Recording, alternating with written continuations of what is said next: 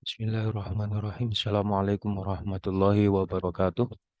Alhamdulillahirabbil alamin wassalatu wassalamu ala asyrafil anbiya'i wal mursalin wa ala alihi washabbihi ajma'in. Allahumma shalli ala sayyidina Muhammadin al-Fatih lima uhlik wal khatimi lima sabaq wa nasiril haqqi bil haqqi wal hadi ila siratikal mustaqim wa ala alihi haqqa qadrihi wa miqdaril azim. Amma ba'd. Pada kesempatan kali ini kita akan membedah satu kitab, yakni kitab Himayatul Kana'is fil Islam, menjaga gereja di dalam ajaran Islam.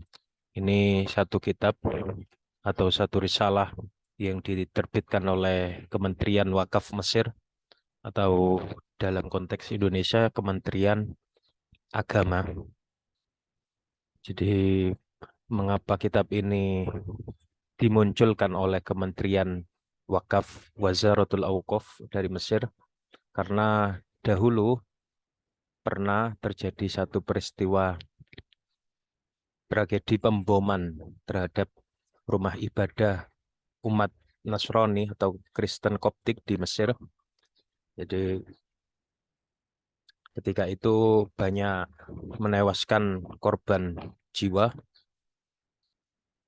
Setelah itu membuat kondisi sosial dan politik Mesir menjadi tidak stabil, sehingga butuh untuk menenangkan masyarakat, butuh untuk memberi edukasi kepada masyarakat Mesir tentang paham-paham keislaman yang moderat, atau dalam bahasa Arab Islam Wasatiyah, Islam moderat, yang seringkali juga dikampanyekan di Mesir maupun di Indonesia juga sering dipromosikan tentang paham Islam yang moderat. Jadi latar belakang dari penulisan kitab ini, proyek penulisan dan penerbitan kitab ini sebagai respon atas terjadinya tragedi kemanusiaan pemboman gereja yang terjadi di Mesir pada tahun 2016 Masehi. Jadi kitab ini diterbitkan tahun 2016 setelah pasca terjadinya bom di gereja, dan pelaku pemboman itu sudah bisa dipastikan adalah orang-orang yang salah di dalam memahami ajaran agama Islam. Mereka mengatasnamakan jihad, mereka mengatasnamakan berjuang di jalan Allah, tetapi dengan cara yang keliru, dengan cara menghilangkan nyawa umat agama lain. Dari situ kemudian Kementerian Agama atau Kementerian Wakaf Mesir memberikan edukasi, memberikan pelajaran bahwa yang demikian itu, yakni peristiwa itu, bukan ajaran atau paham keislaman yang benar. Kemudian pemerintahan Mesir menerbitkan risalah ini sekaligus sebagai pernyataan resmi negara Mesir. Jadi konferensi persnya semacam konferensi pers, tetapi dalam bentuk tulisan artikel yang ditulis oleh beberapa intelektual Islam dari Mesir, terutama dari Al-Azhar. Juga banyak yang menulis, ada sekitar 6 penulis di sini. Dari 6 artikel itu kemudian dihimpun, jadikan satu, diberikan kata pengantar oleh Ketua Kementerian Wakaf Mesir, atau juga diberi pengantar juga oleh Mufti Mesir. Jadi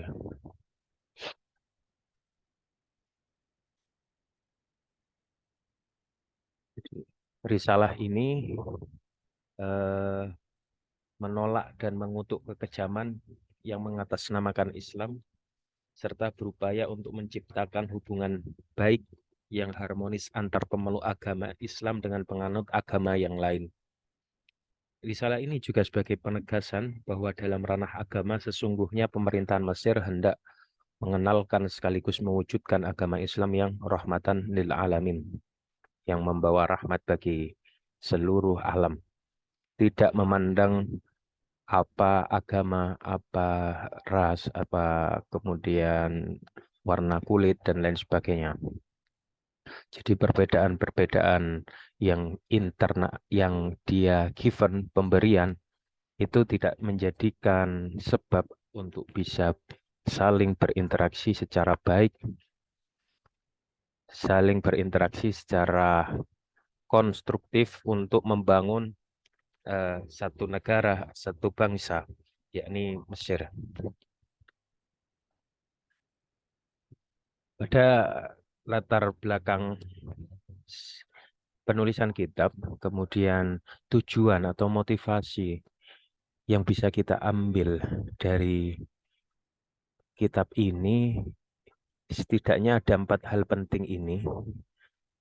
Ini sebagai kerangka, sebagai worldview, pandangan, sudut pandang, sebagai sudut pandang ke depan buku ini akan bicara tentang apa dan arah buku ini kemana, itu juga menjadi satu concern yang perlu kita perhatikan, sebab hal tersebut juga akan memudahkan bagi pembaca untuk bisa mengetahui isi dari buku ini.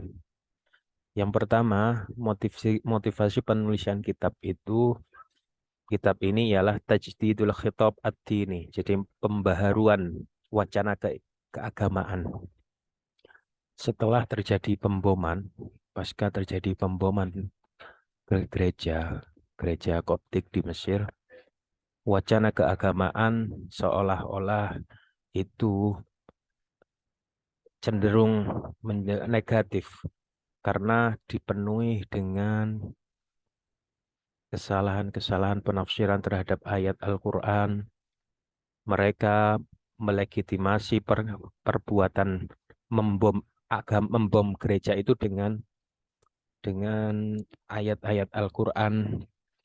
Kemudian setelah terjadi pemboman terhadap gereja itu juga citra Islam itu menjadi buruk.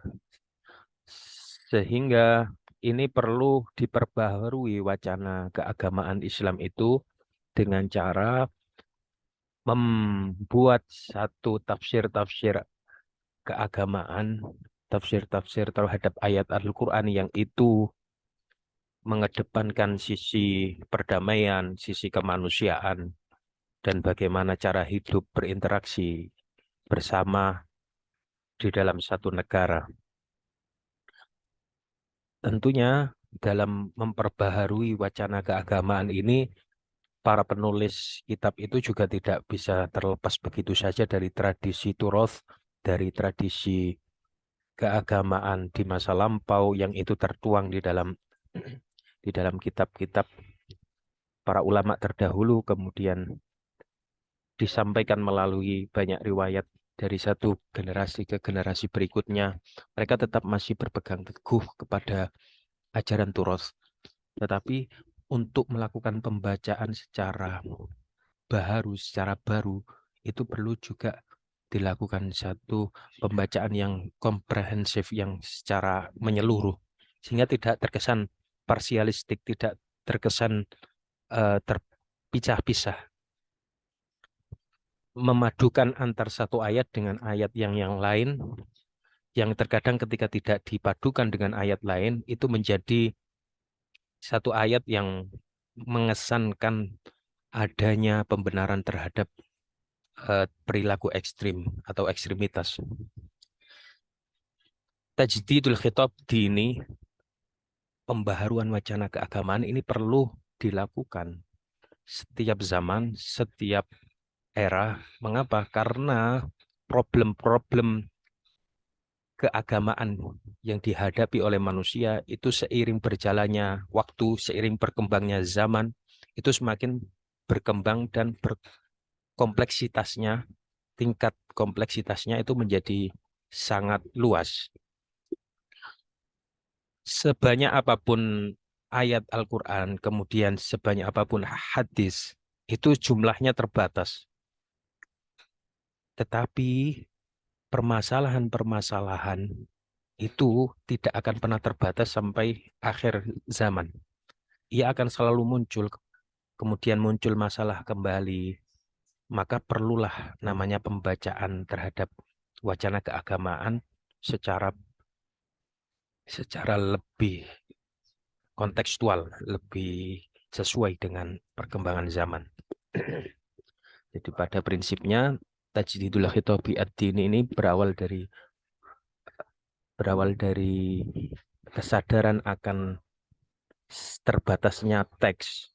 Sementara konteks terus berkembang, maka teks-teks itu perlu dikontekstualisasikan kembali dengan peristiwa-peristiwa atau satu fenomena-fenomena yang terjadi pada zaman sekarang, pada zaman yang akan datang, dan seterusnya. Itu prinsip awal mengenai tajdidul khitab ad-dini yang perlu kita ketahui. Kemudian tarsikh usus ta'ayush as-silmi bainal bashar jami'an. Jadi menancapkan atau memperkuat dasar-dasar at-ta'ayush, hidup bersama, as-silmi secara damai, bainal bashar jami'an, antar manusia secara keseluruhan. Jadi melalui pesan-pesan di dalam kitab ini kita juga bisa mendapatkan satu manfaat, yaitu kita bisa mengetahui bagaimana cara hidup bersama secara damai, meskipun itu dilatar belakangi oleh perbedaan yang sangat fundamental, yakni perbedaan agama, perbedaan suku, perbedaan bahasa, bahkan juga dan lain sebagainya. Perbedaan-perbedaan itu tidak menjadi hambatan untuk bisa melangkah bersama membangun satu peradaban. Yang ketiga, tambathiku minal fahmi al-wa'i li ruhil Islam as-samha. Jadi menumbuhkan pemahaman yang dapat menjaga ruhul Islam yang as-samha, yang apa namanya? Ruhul Islam as-samha, yang toleran, yang apa namanya? Yang moderat. Islam samha bisa itu sudah menjadi istilah juga ya. Jadi bagaimana menumbuhkan satu pemahaman di dalam Islam yang itu menumbuhkan toleransi, menumbuhkan saling menerima antar satu bangsa dan antar satu warga negara, sehingga pemahaman-pemahaman yang semula itu cenderung destruktif, yakni melukai atau mencederai orang yang berbeda pemahaman, orang yang berbeda agama, itu menjadi hilang, tidak ada lagi ketika sudah muncul satu pemahaman yang itu adalah pemahaman yang moderat, yang toleran. Tambathiku hadaratil insaniyah ar-raqiyah. Jadi yang keempat, di dalam kitab ini kita juga bisa memperoleh satu pesan mengenai tentang bagaimana membangun peradaban manusia yang raqiyah, yang cemerlang. Ya, bagaimana membuat peradaban manusia ya menjadi cemerlang di tengah-tengah perbedaan yang sifatnya esensial, perbedaan yang tidak bisa disamakan. Jadi dari keempat motivasi penulisan kitab ini kita bisa mengambil kedepannya, bisa mengambil manfaat dari adanya kitab ini yang dikompilasi oleh Kementerian Wakaf atau Kementerian Agama di Mesir. Next. Nah, ini perlu kita sampaikan di awal untuk membentuk satu framework, apa ya, sudut pandang, eh, membentuk framework apa, kacamata, sudut pandang juga bisa kita sebutkan begitu. Kita bisa mengetahui dari awal mengenai eh, prinsip dasar di dalam syariat Islam. Fa inna risalatal Islam tantaliqu min qimatin ulya taduru haulaha asy-syari'atu kulluha. Jadi, risalah Islam, ajaran Islam itu memuat tentang qimah, nilai yang ulia, yang luhur, yang tinggi. Taduru haulaha asy-syari'atu kulluha, di mana ia berkisar atau memayungi syariat Islam seluruhnya. Jadi seluruh syariat Islam itu dipayungi atau berada di bawah satu payung yang luhur, yang nilai yang luhur, qimatul ulia. Wahia, apakah itu? Ar-rahmatu bi khalqillahi ajma'in. Jadi seluruh syariat Islam itu berujung pada satu kesimpulan, yaitu kasih sayang terhadap seluruh makhluk Allah, seluruh ciptaan Allah. Wahia ar-rahmatu bi khalqillahi ajma'in. وهذا ما ذكره القرآن الكريم إذ لخص الرسالة النبوية بقوله وما أرسلناك إلا رحمة للعالمين. Dan semua ini bisa kita ambil, dan semua ini bisa kita apa namanya kembalikan, atau kita bisa melihat dalam salah satu firman Allah, di mana ketika Allah Subhanahu wa taala berfirman kepada Nabi Muhammad, dan tidaklah kami mengutusmu wahai Muhammad kecuali sebagai rahmat bagi seluruh alam. Al-Anbiya, surat Al-Anbiya ayat 107. Ar-rahmatu hiyal qimatul ulya as-sariyatu fil khitabi al-islami aqidatan wa syari'atan wa akhlaqan.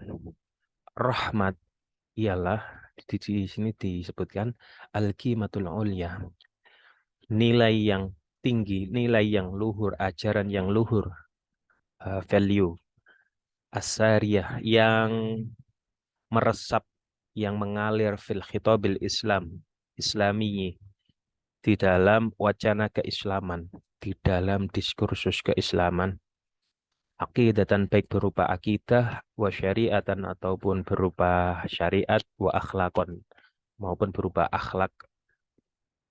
Jadi seluruh ajaran Islam, baik itu dari sisi akidah, kemudian syariat, kemudian akhlak, itu seluruhnya mengandung ar-rahmah, kasih sayang. Wa min thamma kanat salahiyatus syariah كانت صلاحية الشريعة الإسلامية للزمان والمكان والأشخاص والأحوال. Dan karena itu, karena syariat Islam itu intinya adalah kasih sayang, maka ia menjadi relevan di setiap zaman, di setiap makan, tempat, wal ashkhos, dan orang-orang, maksudnya orang dari satu zaman ke zaman yang lain, wal ahwal, dan setiap kondisi. Jadi syariat Islam itu karena ia inti ajarannya adalah kasih sayang, adalah rahmat, maka ia menjadi relevan di setiap zaman dan di setiap kondisi apapun. Wa kana an-nasaku al-maftuhu as-salihu listi'ab ats-tsaqafat wal hadarat wat ta'amul ma'al adyan al-mukhtalifati ma'al hifadhi 'ala al-huwiyyati al-islamiyah. Jadi karena apa namanya kemudian relevansi syariat Islam itu relevan dengan semangat zaman, muncullah maka narasi-narasi an-nasab, narasi al-maftuhu yang terbuka, as-solihu yang relevan, listi'abi yang listi'abi, karena syariat Islam itu tadi intinya adalah rahmat, dan narasi yang muncul dari syariat Islam atau eh, wacana yang beredar dari syariat Islam itu sifatnya terbuka dan relevan sehingga dia mampu isti'abit thaqafat wal hadarat. Ia bisa mengakomodasi, bisa mencakup budaya-budaya, kemudian peradaban-peradaban, wa ta'amul dan interaksi ma'al adyan bersama pemeluk agama al-mukhtalifah yang berbeda-beda. Ma'al hifadhi 'alal huwiyatil islamiyah. Interaksi dengan dengan pemeluk agama lain yang berbeda dengan tetap menjaga identitas huwiyah al-islamiyah yang bersifat Islam. Artinya karena syariat Islam itu inti ajarannya adalah kasih sayang, rahmat, ia kemudian menunculkan narasi-narasi yang bersifat terbuka, yang relevan, sehingga mampu mengakomodasi, sehingga mampu menghimpun, mewadahi berbagai macam peradaban, berbagai macam budaya, dan berbagai macam jenis interaksi antar umat beragama yang berbeda, tetapi dengan tetap hifad menjaga alal huwiyah, identitas keislamannya. Jadi meskipun ia meskipun ia berinteraksi dengan pemeluk agama yang berbeda, ia tidak akan kehilangan identitasnya, identitas keislamannya. Karena apa? Yaitu tadi disebutkan karena ia berdasarkan bertumpu pada ar-rahmah wa ihtirami al-khususiyati ats-tsaqafiyyati wal hadariyati. Jadi dan tetap menghormati menghormati kekhususan budaya wal wahtiramil khususiyati ats-tsaqafiyyati, menghormati kekhususan satu budaya maupun peradaban. Jadi tidak bertentangan dengan satu budaya atau peradaban tertentu. Ad-dinu awsa'u min kulli madhabin wa huwa rahmatullahi allati wasi'at khalqa ajma'in. Jadi disebutkan tadi dari seseorang itu tidak akan ajaran Islam itu tidak akan kehilangan identitasnya. Karena apa? Karena ia bertumpu pada satu pandangan universal, yakni kasih sayang. Ia memuat rahmah bagi seluruh makhluk ciptaan Tuhan. Kemudian syariat Islam itu juga menghormati kekhususian atau menghormati kekhususan budaya, kemudian peradaban.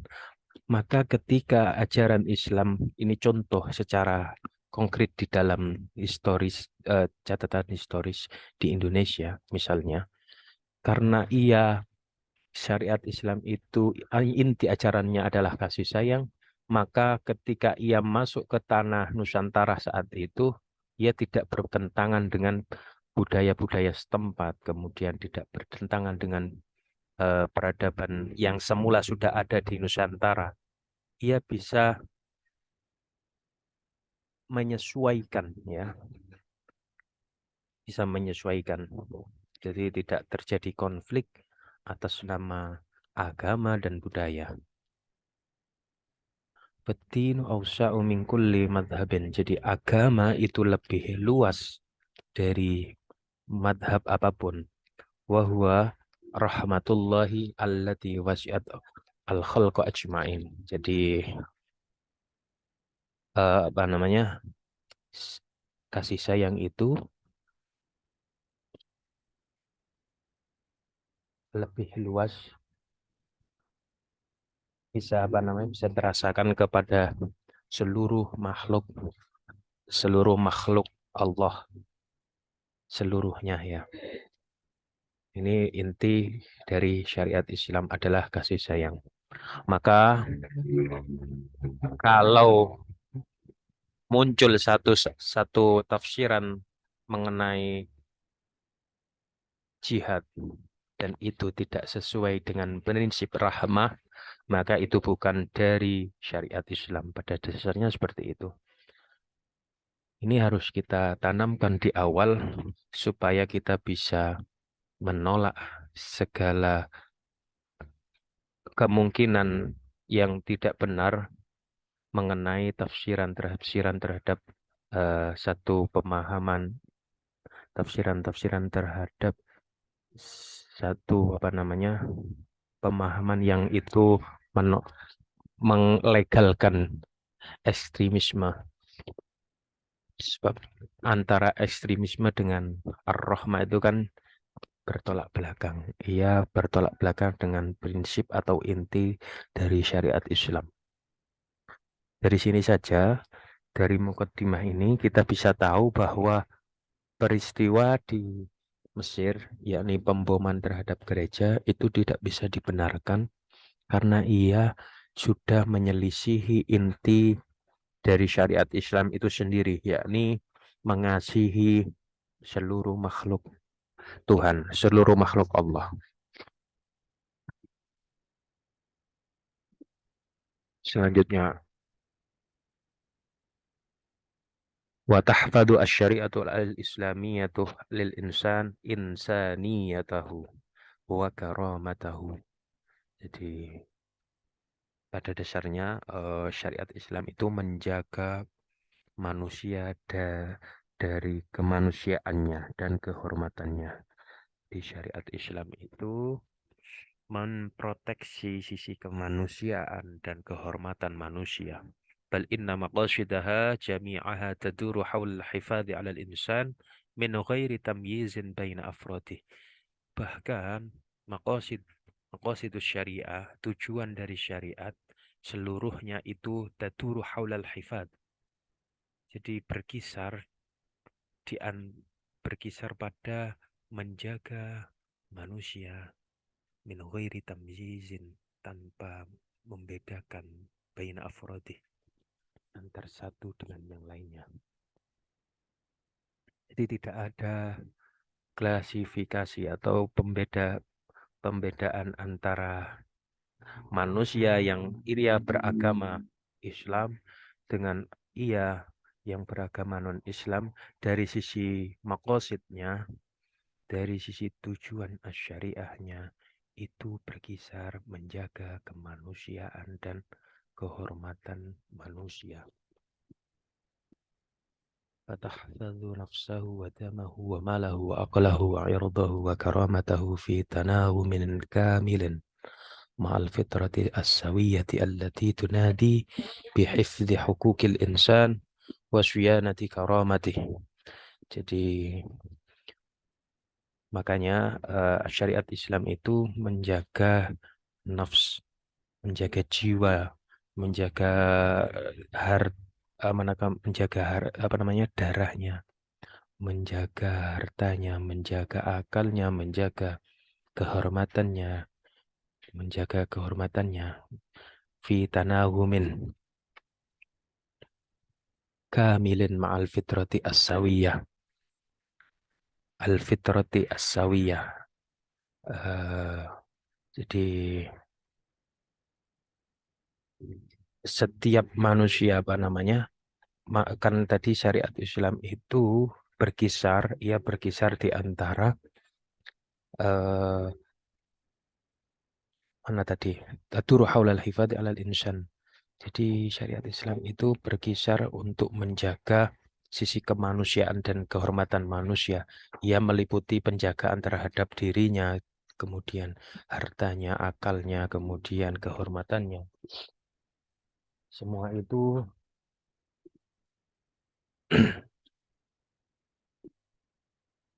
wa min dzalika al-haqqu fit-ta'abbudi bima yaqtani'u al-mar'u bihi min al-madzahib wal ijtiyan ma'a kamili mas'uliyatihi amamallahi wahdahu an ikhtiyaratihi. Jadi oleh karena itu, jadi karena syariat Islam itu memberi jaminan terhadap keberlangsungan hidup manusia, maka ia juga memberikan hak untuk ta'abbud, untuk beribadah, untuk meyakini bima yaqtani wa almar'u bihi. Apa yang seseorang yakini terhadap suatu madhab tertentu atau agama tertentu, maka mili mas'uliyati dengan penuh tanggung jawab amamallahi di hadapan Allah wahdah an ikhtiyarati atas apa yang ia telah pilih. Fala ikraha ala mu'taqadin kama taqarrara dzalika fil Qur'an. La ikraha fid din qad tabayyana ar-rusydu minal ghayy. Jadi karena memang tadi disebutkan bahwa syariat Islam itu memberi kebebasan,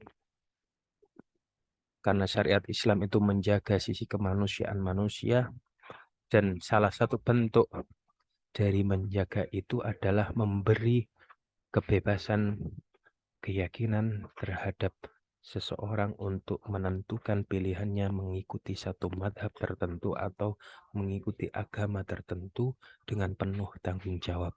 Jadi ketika ia sudah menentukan pilihannya dan ia akan bertanggung jawab terhadap pilihannya secara penuh di hadapan Allah Subhanahu wa taala, maka fala ikraha ala mu'taqadin kama qarrara dzalik fil Quran. Itu tidak bisa dipaksa untuk mengikuti satu agama tertentu atau mengikuti agama Islam sebagaimana yang telah disebutkan di dalam surat Al-Baqarah ayat 256, la ikraha fid din qad tabayyana ar-rusydu minal ghayy. Jadi tidak ada di dalam agama, tidak ada paksaan di dalam agama. Karena apa? Karena yang arus yang benar itu telah tampak jelas. Jadi jalannya sudah jelas. Tidak perlu dipaksa untuk mengikuti satu agama atau mengikuti agama Islam. Jadi itu. Nah, ini mengenai pesan dari surat Al-Nisa ayat 10. Jadi Allah Subhanahu wa taala berfirman di dalam surat An-Nisa ayat 10. Sebentar.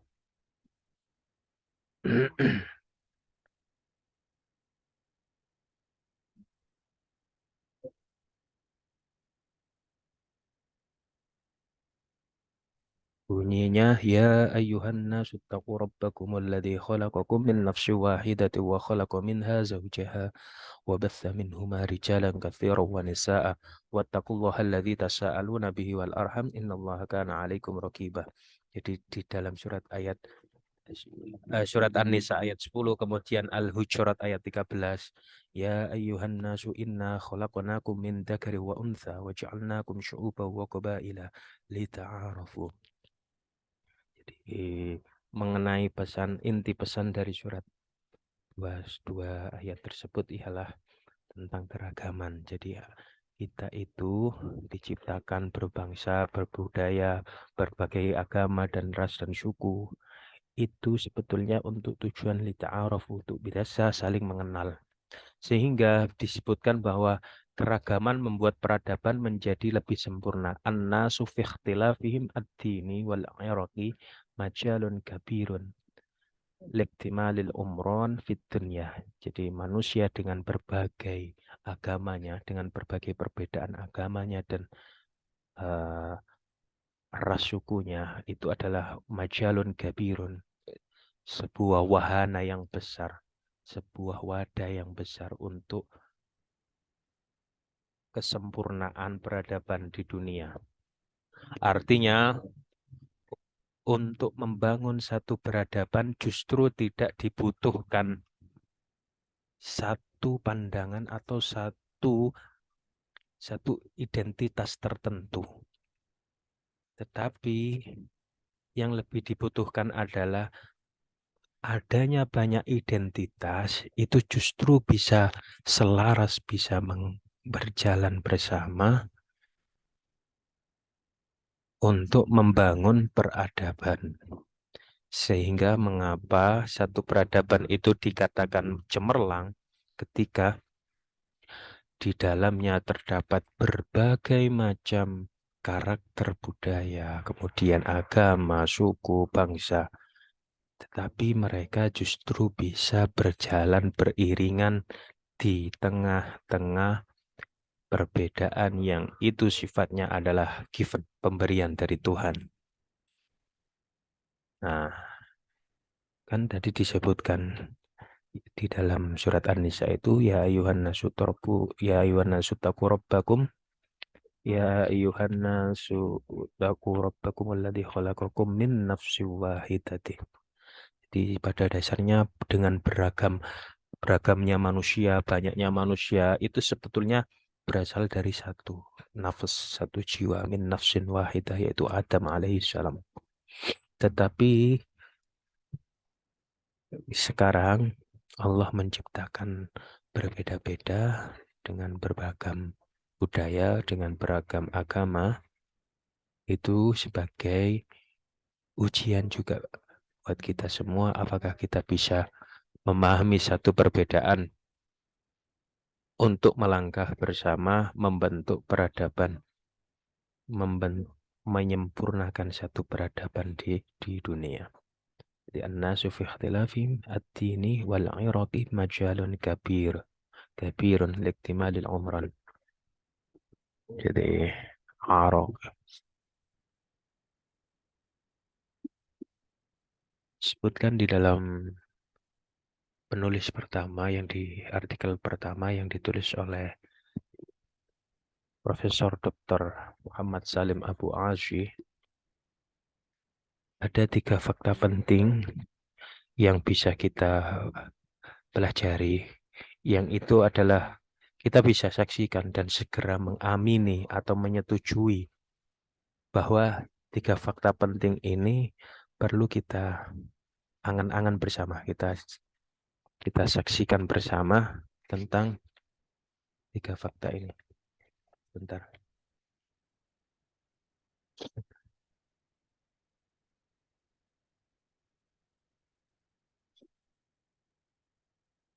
Fakta pertama mengenai eksploitasi agama untuk tujuan politik hanya akan menimbulkan kerusakan bagi pemeluk agama. Jadi istighlaluddin, istighlaluddin di situ bahasanya eksploitasi agama. Jadi menggunakan agama sebagai sarana untuk meraih kekuasaan, meraih satu apa namanya kekuasaan, itu dalam catatan sejarah telah banyak menimbulkan peristiwa tragis. Nah, sebetulnya apa hubungannya dengan kitab ini? Aksi-aksi yang dilakukan oleh kelompok radikal, sebetulnya mereka tujuan akhirnya ingin bukan sekedar berjihad, tetapi ingin merebut kekuasaan yang sah dan menerapkan satu sistem baru yang itu konon kata mereka adalah sistem yang diajarkan oleh Nabi Muhammad, yaitu khilafah, sistem khilafah. Nah, atas nama perjuangan untuk menegakkan sistem khilafah itu, kemudian mereka berdalil dengan ayat-ayat Al-Quran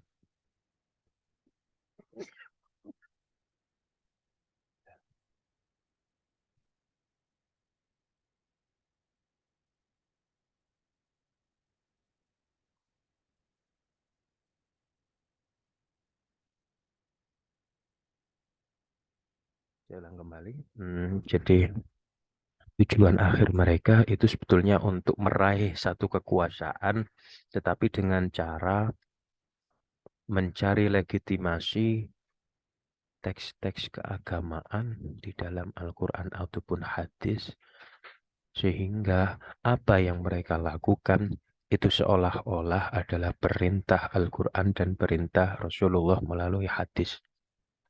Nah, banyak fakta sejarah yang bisa kita pelajari mengenai agama ketika ia dijadikan sebagai sarana untuk meraih kekuasaan, itu akan mendatangkan satu peristiwa tragis yang berujung pada satu bencana atau tragedi kemanusiaan. Contoh dari itu, kita bisa flashback di mana Sayyidina Ali itu juga terbunuh karena apa namanya? Karena beliau dituduh sebagai orang atau khalifah yang tidak menerapkan hukum Allah.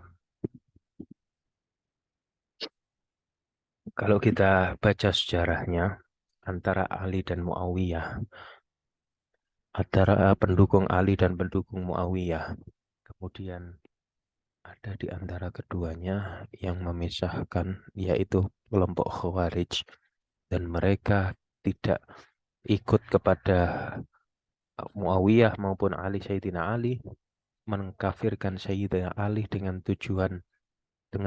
tuduhan bahwa Sayyidina Ali telah kafir karena tidak menggunakan hukum Allah. Mereka lantas kemudian membaca ayat wa man lam yahkum bima anzalallah faulaika humul kafirun wa man lam yahkum bima anzalallah faulaika humud dhalimun wa man lam yahkum bima anzalallah faulaika humul fasikun. Barang siapa tidak menggunakan hukum Allah, maka ia telah kafir, ia telah fasik, ia telah zalim. Jadi Sayyidina Ali itu dikafirkan oleh kelompok Khawarij hanya karena mereka tidak hanya karena Sayyidina Ali itu tidak menggunakan hukum Allah. Nah, tiga fakta pertama ini dari sejarah Khawarij itu kita bisa tahu bahwa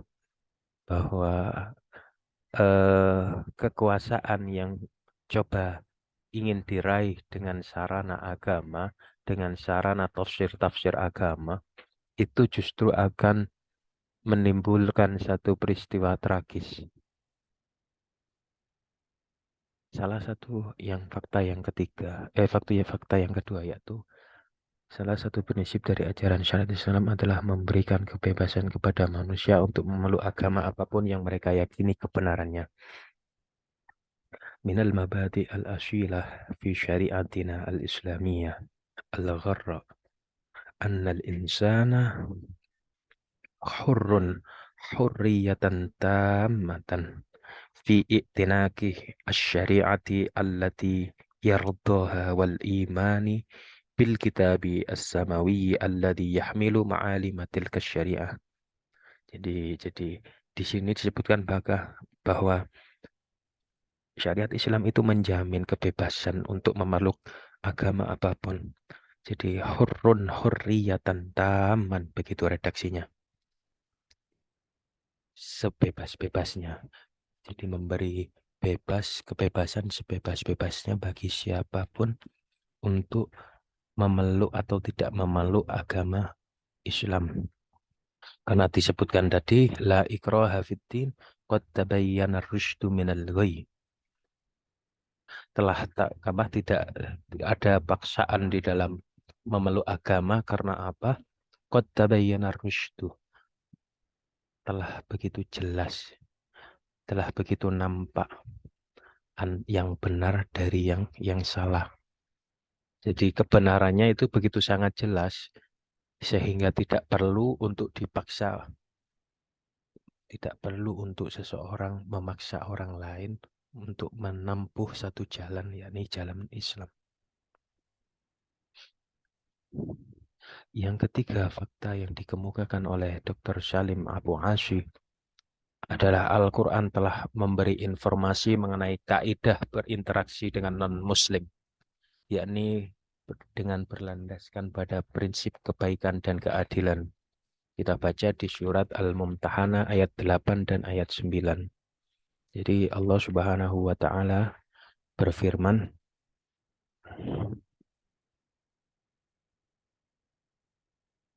لا ينهاكم الله عن الذين لم يقاتلوكم في الدين ولم يخرجوكم من دياركم أن تبروهم وتقسطوا إليهم. Jadi poinnya ada di kata antabarruhum, bir, wa tuqsitu ilaihim, dan berbuat adil kepada mereka. Jadi Allah tidak melarang kepada umat Islam untuk berbuat baik dan berbuat adil selama mereka tidak memerangi umat Islam atau tidak mengusir, mengeluarkan umat Islam dari daerahnya, dari tanah kelahirannya. Jadi Al-Quran telah memberikan informasi mengenai bagaimana kaidah berinteraksi dengan non-Muslim, yakni tetap berlandaskan pada kebaikan dan keadilan. Prinsipnya adalah al-birru dan al-qistu, keadilan.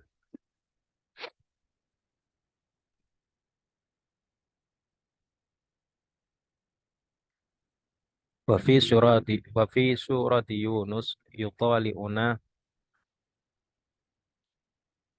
Di surat Yunus kita bisa mengetahui ada satu ayat apa namanya yang mengatakan begini.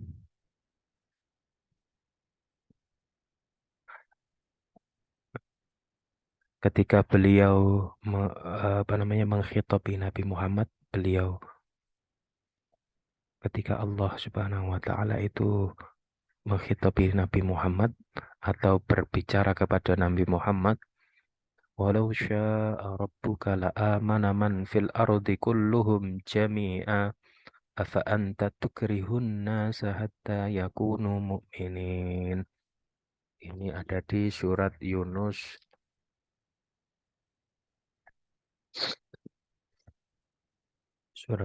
ayat 99.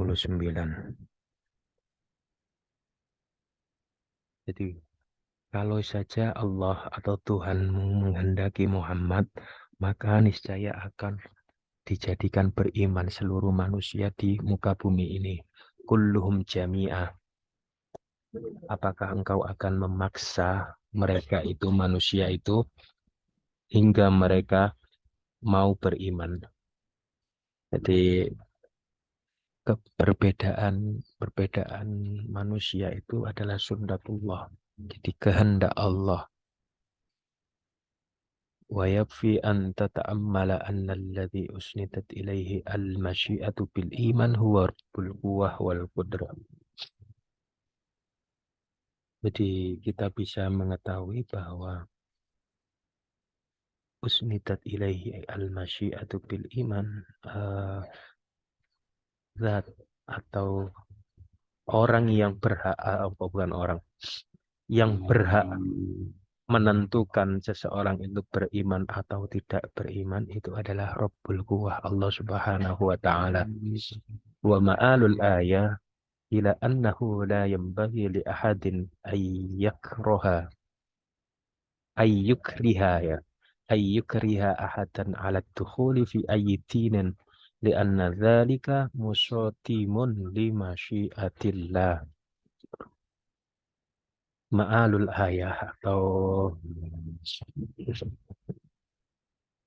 ujung dari ayat, walau inti dari ayat ini adalah bahwa la yang bagi li ahadin, tidak seyogyanya, tidak sepatutnya bagi seseorang untuk memaksa orang lain untuk masuk di dalam satu agama tertentu.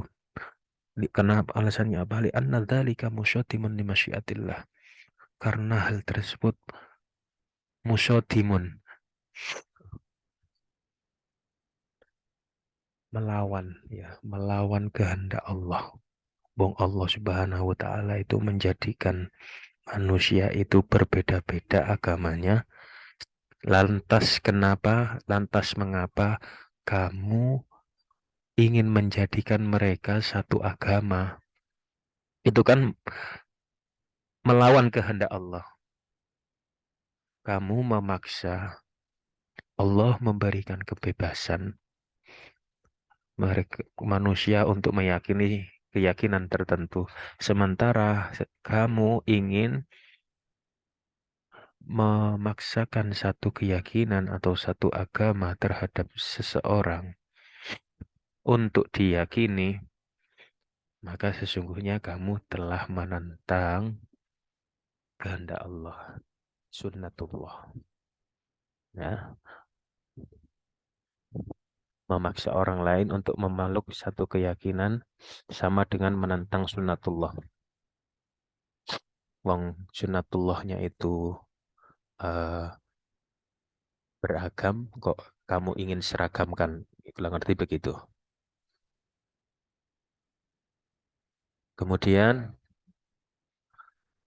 memberi kebebasan memeluk satu agama artinya juga memberikan kebebasan untuk mengekspresikan keagamaannya. Jadi ketika Allah memberikan satu kebebasan untuk memilih keyakinan mana yang benar, keyakinan mana yang dianggap benar oleh seseorang, itu dengan sendirinya juga ketika seseorang sudah menentukan pilihannya, maka ketika mereka meyakini satu keyakinan tertentu, ia juga diberi kebebasan untuk mengekspresikan keyakinannya. Percuma dong kalau kita berikan dia kebebasan memilih, tapi memberikan, tidak memberikan kebebasan buat mereka untuk mengekspresikan keyakinannya. Kan percuma saja.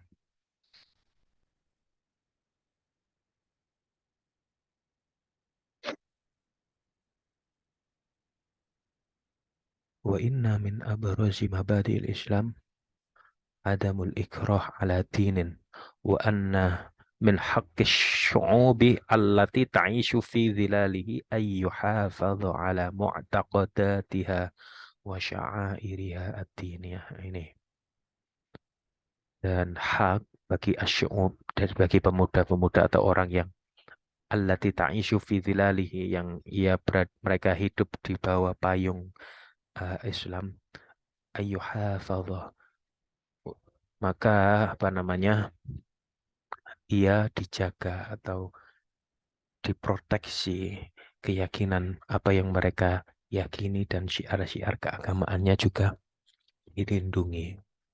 Wa anna daulah al multazimat wa anna wa anna daulah multazimatun bihimayati dzalik, dan negara itu berkewajiban untuk menjaganya. Jadi wong kita sudah memberikan kebebasan mereka untuk memilih. Setelah mereka memilih, tentu mereka mengekspresikan pilihannya itu. Kita tidak boleh membatasi ekspresi kepilihannya itu. Kita tidak boleh membatasi. Karena apa artinya kalau kita membebaskan memilih tetapi tidak memberi kebebasan untuk mengekspresikan? Kan itu tidak tidak masuk akal. Maka di sini disebutkan memberi kebebasan memeluk satu agama artinya juga memberi kebebasan untuk mengekspresikan keagamaannya. Ekspresi-ekspresi keagamaan itu bisa terwujud melalui bagaimana mereka beribadah, kemudian simbol-simbol di dalam agama mereka juga kita jaga, tidak kita hormati, tidak kita celah.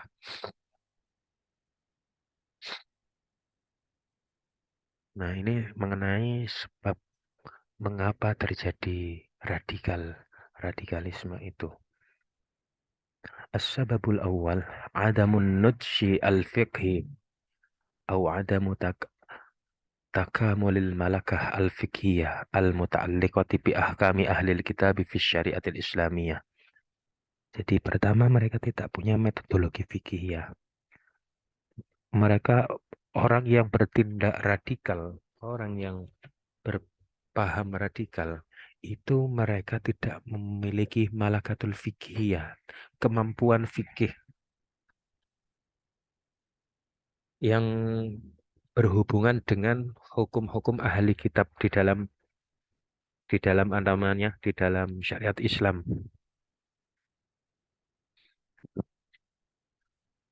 La syama ladal jama'at al-mutatarrifah, apalagi kelompok-kelompok yang ekstrim itu, mereka tidak memiliki eh, metodologi fikhiyah yang yang berhubungan dengan hukum-hukum tentang ahli kitab di dalam syariat Islam. Jadi sebab mengapa orang itu bertindak radikal atau sampai pada taraf ekstrim mengebom satu gereja atau rumah ibadah yang lain, itu karena mereka tidak paham tentang hukum-hukum yang berkaitan dengan ahlu kitab atau hukum-hukum yang berkaitan dengan interaksi dengan eh, umat agama lain. Yang kedua, as-sababus tsani adamu wujudi manhajin mu'arrifin wa mulzimin bit tariqatil muslah lil bahthi fi ahkami ahlil kitab. Tidak punya manhaj juga atau thariqah atau jalan yang membahas tentang hukum-hukum ahli kitab. Wa maudhi'i li madhahiril firaqi baina amalil mufti wa amalin nakil. Nah, ini yang penting ini. Eh, Mereka tidak bisa membedakan antara amalil mufti dan amalin nakil lil ahkam. Tidak bisa membedakan mufti dan orang yang sekedar menukil hukum-hukum dari kitab. Jadi beda antara an-nakil lil ahkam mimma raji'iha dengan mufti. Mufti itu orang yang mempunyai legalitas di dalam mengeluarkan fatwa, sementara orang yang hanya sekedar menukil satu hukum di dalam sumber rujukan di dalam satu kitab itu tidak serta-merta dia menjadi mufti. Nah, ini beredarnya fatwa-fatwa yang cenderung menyimpang. Itu mereka bukan berasal dari apa namanya, mereka tidak memiliki kemampuan untuk berfatwa, tetapi justru mengeluarkan fatwa. Mereka hanya sekedar menukil pendapat, mencomot pendapat sana sini.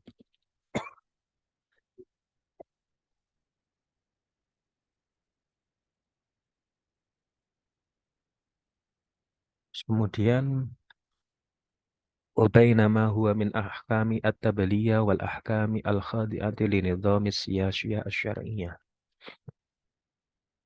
Mereka juga tidak bisa membedakan antara hukum-hukum yang sifatnya tablighiyah, yang sifatnya bisa disampaikan, dengan hukum-hukum yang mengatur siasa syariah atau politik Islam, tentang sistem politik, linidhomi as-siyasiyah, as-siyasah, linidhomi as-siyasah syariah. Tidak tahu yang mana sifat, mana hukum yang berkaitan dengan hukum tablighiyah, dengan hukum yang mengatur sistem politik.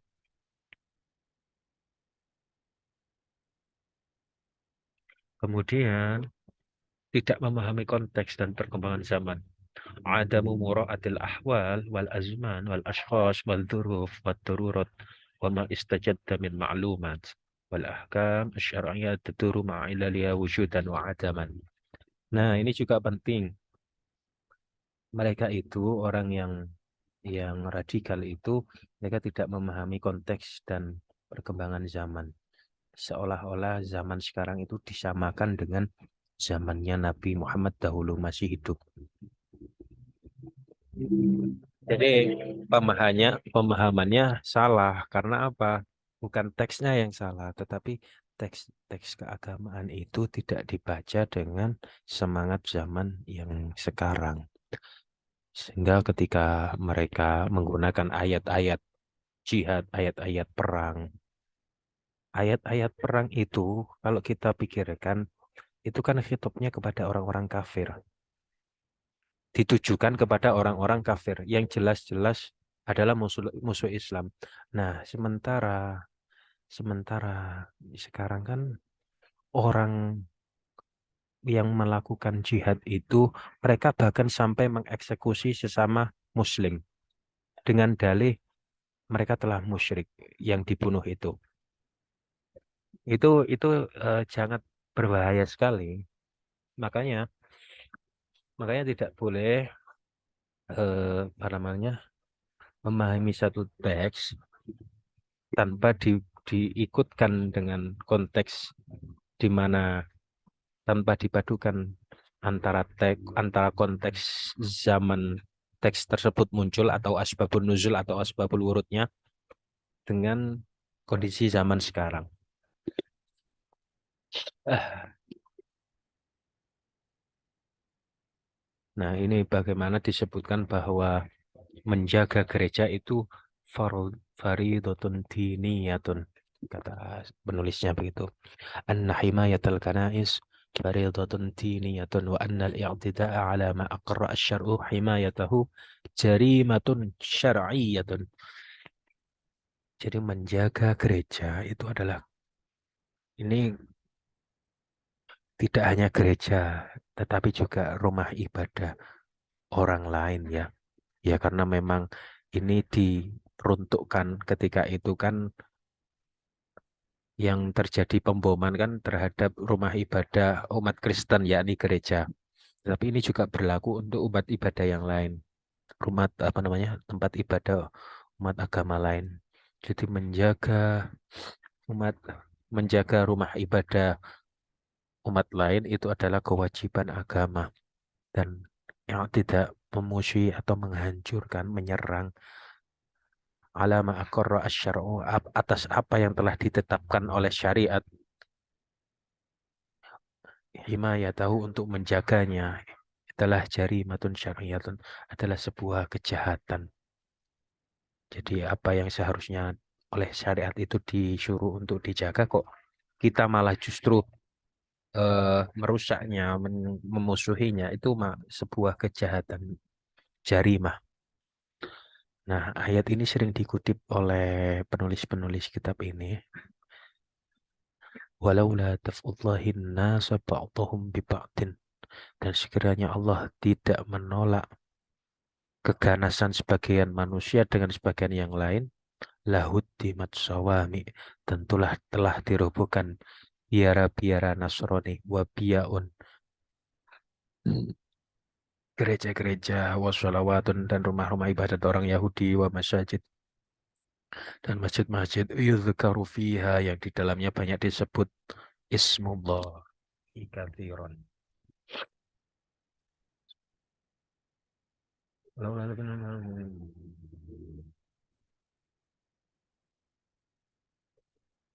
Ah, disebutkan di halaman 14 ini inna mimma la yaghibu an bali ayyi insanin alimin bil lughatil arabi anna Allah azza wa jalla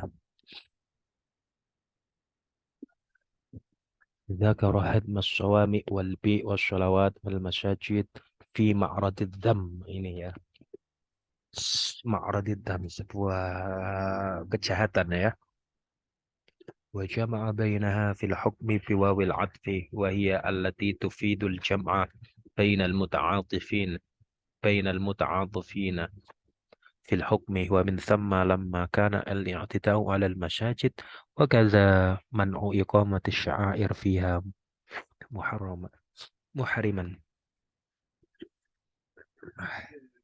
محرما وكذا منع إقامة الشعائر فيها محرما فيكون hadmul bi wal kanais was sholawat kadzalik. Jadi hukum misalnya ya kalau kita jelaskan tentang hukum bagaimana hukum merusak masjid haram tidak boleh.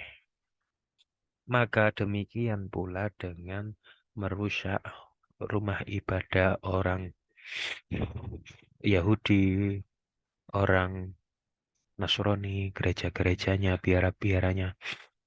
Itu mereka juga tidak boleh dihancurkan rumah ibadahnya. Karena apa? Ada fungsi atof yang mengindikasikan kesamaan hukum. Kan masajid ini dihubungkan dengan wawu, ini dihubungkan dengan wawu. Jadi menghancurkan suami, baik sholawat, masajid, itu hukumnya sama.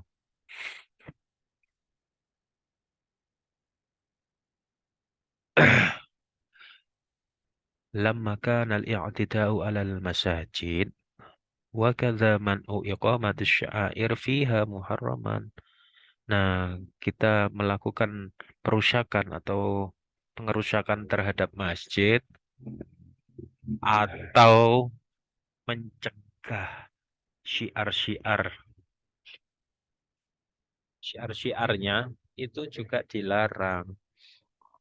Begitu pula menghancurkan kanais, sholawat itu juga termasuk sebuah gejala kejahatan. Maka tidak boleh dengan dalil apa namanya adanya hukum yang sama yang dihubungkan dengan waw ataf. Nah, ini juga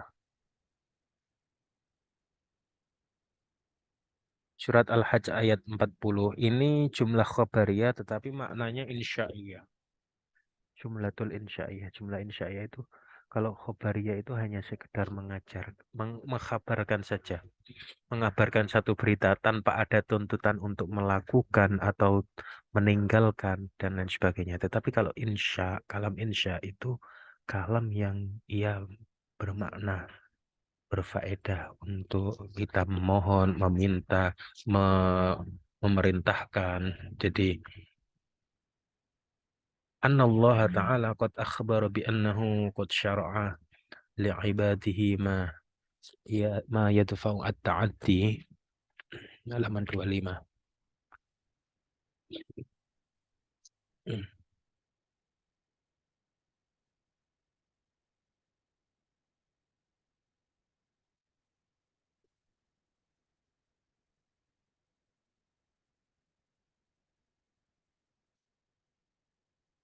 Wa wajhud dalalah fil ayatil karimah alal matlub. Jadi wajhud dalalah sisi penunjukan ya di dalam ayat Al-Quran yang di surat Al-Hajj itu bahwasanya Allah Ta'ala telah mengabarkan bahwasanya eh, Allah telah mensyariatkan kepada hamba-hambanya ma yadfa'u at-ta'ati an duril ibadah likulli atba'il kutub as-samawiyah wa dzalika bitahyiati bitahyiatin min man yadfa'una al-adha wa ta'ati ala tilka dur walaulahum lamma bakiyat atharuha wali indatharat ma'alimuha ma'alimiha wa hadzal khabar bima'na talab fatalla ala an fatalla ala anna daf'a al-adha an tilka dur matlubun wa ilhaqu at-takhrib biha mamnu'un. Ini ya intinya. Wahadal khobar bimakna tolab. Jadi meskipun kalimat atau jumlah khobariyah di dalam ayat ini, tetapi maknanya adalah tolab. Permintaan untuk, perintah untuk agar supaya manusia itu saling melindungi rumah-rumah ibadah, saling melindungi tempat-tempat ibadah umat agama lain.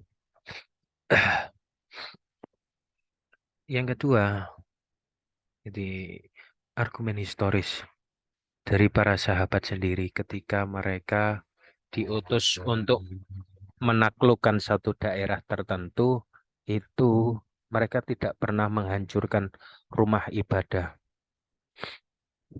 Bahkan dalam etika berperang umat Islam itu sendiri tidak diperbolehkan untuk merusak rumah ibadah, tempat-tempat ibadah. Ketika umat Islam berperang dengan musuhnya, mereka tidak diperbolehkan untuk menghancurkan rumah ibadah.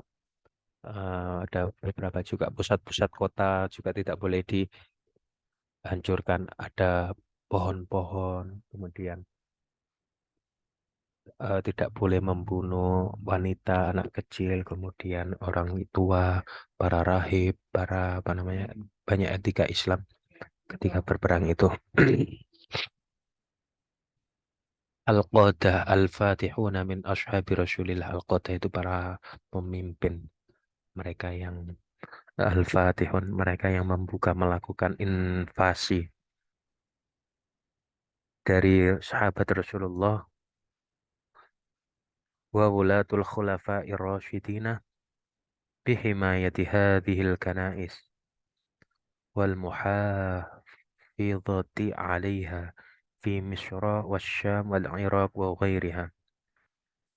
Nah, mereka tetap diperintahkan untuk himayah, menjaga keberlangsungan gereja-gereja baik di Mesir, kemudian di Syam, di Irak, dan di berbagai tempat lainnya.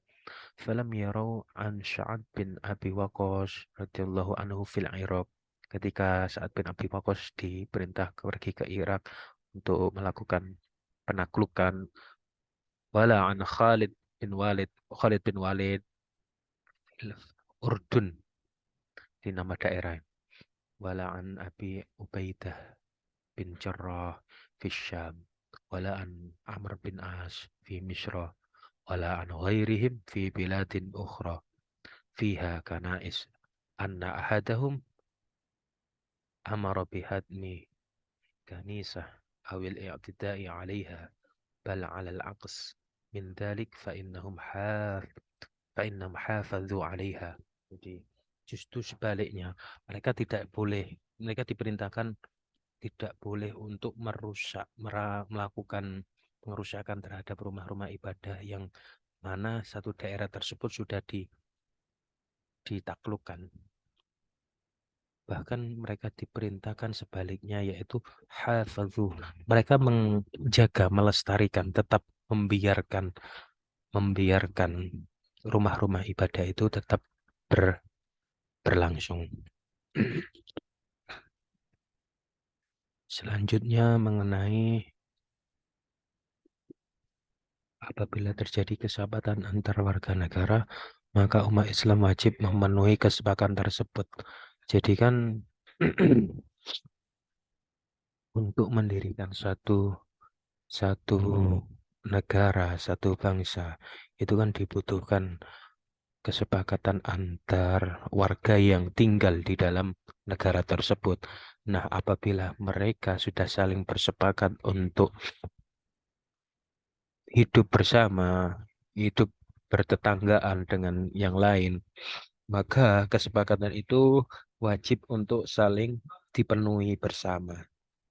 Mereka orang-orang yang hidup di bawah satu naungan negara, itu mereka saling memenuhi kesepakatan itu. Wa idza kanat al-mabadi ad-dusturiyah. Al-mabadi ad-dusturiyah itu status konstitusi ya. Apa namanya? Prinsip konstitusi.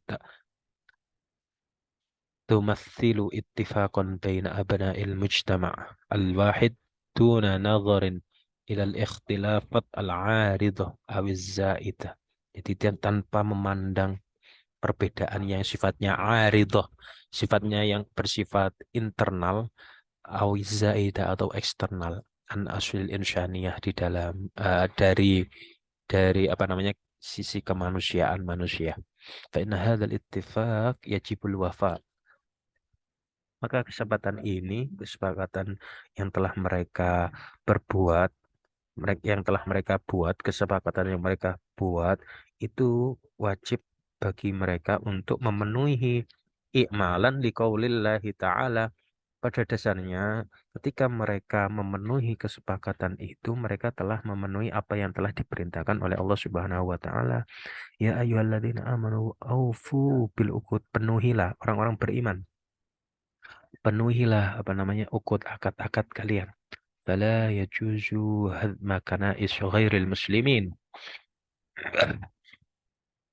Fala yajuzu hadmu kana'is ghairul muslimin au akhdhuha minhum qahran. Maka tidak boleh menghancurkan kanisah atau gereja, au akhdhaha au akhdhuha ya. Tidak boleh juga mengambilnya secara paksa, merampas ya, tidak boleh merampasnya.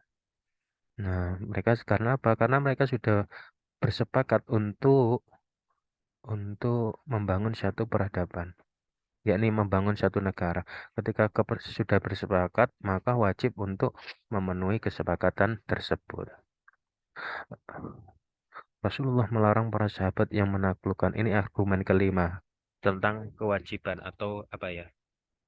Ajaran di dalam Islam tentang menjaga rumah ibadah umat agama lain. Bahwa Rasulullah sendiri melarang para sahabatnya ketika para sahabat tersebut menaklukkan negeri Yaman untuk tidak menghalang-halangi keyakinan para penduduknya. Halaman 26.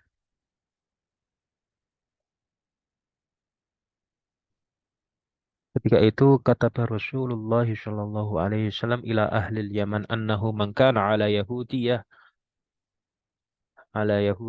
aw nasraniyatin fa innahu la yuftanu anha. Nah, makna al-fitnah, makna fitnah di sini disebutkan wa wajhu darjatid dalalah fi hadzal hadis ini qad naha an fitnati ghairil muslim wal fitnatu hiya al-wuquf tunal qiyam bima ya'taqiduhu min amrid din. Jadi makna di sini makna fitnah di sini adalah wukuf, berhenti atau melarang melarang orang yang sudah memiliki keyakinan di dalam agama alladzi yu'manu bihi yang mana mereka telah mengimani, telah meyakini keimanan tersebut, tidak boleh untuk di diberhentikan atau di stop atau dilarang. Al-wukuf dunal qiyam bima ya'taqidu min amriddin alladzi yu'manu bihi wa min dzalika hadmul kanais fayakunu manhiyan anhu bil hadis syarif. Maka ini di manhiyan dilarang oleh hadis ini. Dimana ketika ini Rasulullah tidak memperbolehkan para sahabat yang mereka ketika itu melakukan negeri Yaman untuk tidak menghalang-halangi keyakinan yang telah mereka yakini. Jadi prinsipnya ketika Islam itu menaklukkan satu daerah, maka mereka tidak akan memaksakan agama Islam untuk mereka untuk dipeluk orang-orang yang telah ditaklukkan itu. Mereka memberi pilihan, apakah kamu mau masuk Islam? Kalau mau masuk Islam, ya sudah. Kalau enggak, mereka berada pada tanggungan atau mereka dikenai jizyah. Diberi apa ya? Kalau di Indonesia mungkin dipajaki mereka. Ada kewajiban membayar jizyah sebagai bentuk jaminan keamanan ya. Maka mereka tidak boleh dihalang-halangi keyakinannya. Terakhir mengenai argumentasi mengapa kita diperintahkan turut serta menjaga umat ibadah, rumah rumah ibadah umat agama lain. Ini dipraktikkan oleh sahabat Umar sendiri. Marwiya an Umar bin Al-Khattab radhiyallahu anhu dari sahabat Umar. Sholaha ahla Hims ala ayyu amminahum ala anfusihim wa amwalihim wa suwari matinatihim wa kanisatihim wa ja'a fil 'ahdi alladhi a'tahu li ahli al-Quds. Jadi ketika Sayyidina Umar itu melakukan ayyu amminahu memberi keamanan, jaminan keamanan ala anfusim atas diri mereka ahli Hims ini wa amwalihim dan harta benda mereka yang mereka miliki wasuri madinatim dan batas-batas kota wa kanisatim, dan gereja-gereja mereka, mereka diberikan jaminan keamanan oleh Sayyidina Umar. Annahu a'tahum al-aman li anfusihim wa li amwalihim wa li kanaisihim wa sulbanihim. Bahkan apa namanya, salibnya juga, simbol keagamaan mereka, juga diberikan jaminan keamanan. Nah, ini beberapa fakta sejarah yang datang baik dari Rasulullah maupun para sahabat sendiri mengenai jaminan-jaminan keamanan yang diberikan kepada satu komunitas masyarakat tertentu, di mana mereka adalah komunitas masyarakat yang telah ditaklukkan oleh Islam, oleh tentara Islam. Mereka tidak dipaksa untuk masuk memeluk agama Islam, tetapi justru mereka tetap diberi kebebasan untuk menjalankan keyakinannya, tetapi dengan syarat, yakni ada jizyah. Nah, disinilah letak ke sisi kemoderatan atau sisi toleransi agama Islam, di mana ia tidak memaksakan satu satu faham atau satu keyakinan tertentu kepada seseorang. Dan ini tentu bertolak belakang dengan apa yang dipahami oleh para radikalis atau para ekstremis, di mana mereka selalu memaksakan orang lain untuk memeluk ajaran Islam, memeluk agama Islam. Salah satu bentuk paksaan itu pada puncaknya adalah sampai pada muncul tindakan ekstrim dengan cara membunuh mereka yang tidak bersyahadat, tidak apa namanya, tidak meyakini keesaan Allah dan meyakini kerasulan Nabi Muhammad SAW. Saya kira itu yang bisa saya sampaikan. Semoga ada manfaatnya. Saya akhiri. Wassalamualaikum warahmatullahi wabarakatuh.